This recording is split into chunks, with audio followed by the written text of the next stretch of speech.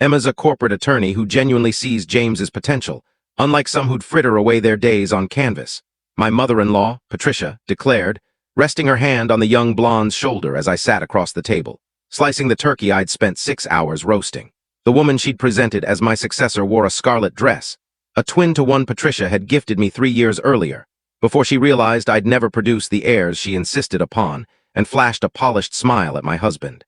What Patricia didn't know was that I'd been taping every conversation in this house for the past 6 months, ever since James, in a drunken haze, admitted his mother was devising a fix for our marital issues. How wonderful, I said, handing Emma the cranberry sauce I'd crafted from scratch. Corporate law must be thrilling. Which firm do you work for? Emma glanced nervously at Patricia before responding. Henderson and Partners.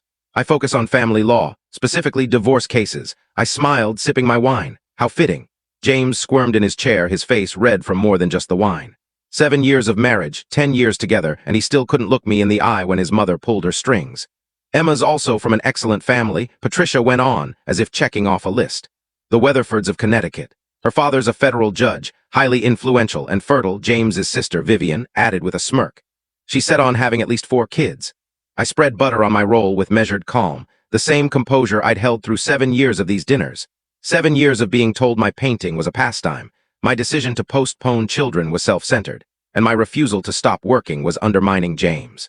4 kids, I echoed. That's bold. I hope your prenup accounts for that, Emma. Kids aren't cheap. The table fell quiet. Patricia's flawlessly Botoxed face strained to frown. Prenup? Emma's voice trembled slightly. Oh, didn't Patricia mention? I reached for the green beans. James insisted on one when we got married. Rock solid. In a divorce, assets stay separate. The house, investments, business holdings all remain with whoever owned them before. Obviously, that'd be renegotiated, Patricia said hastily.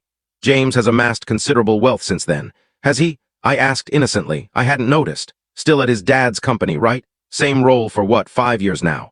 James's father, Robert, coughed into his napkin. He'd always been the quieter parent, happy to let Patricia steer the ship, but I caught a glint of unease in his eyes. James is being primed for a leadership role, Patricia insisted, unlike some who dabble in paints all day. Speaking of painting, I said, turning to Emma, has Patricia shown you my studio? It's in the East Wing, gorgeous light in the mornings. Your house? Emma looked puzzled. Patricia said, James, the house is mine, I clarified. Inherited from my grandmother 2 years before James, and I tied the knot. That's why it's not marital property. The prenup was crystal clear about premarital assets. I watched next in the short video, the full story on channel link below.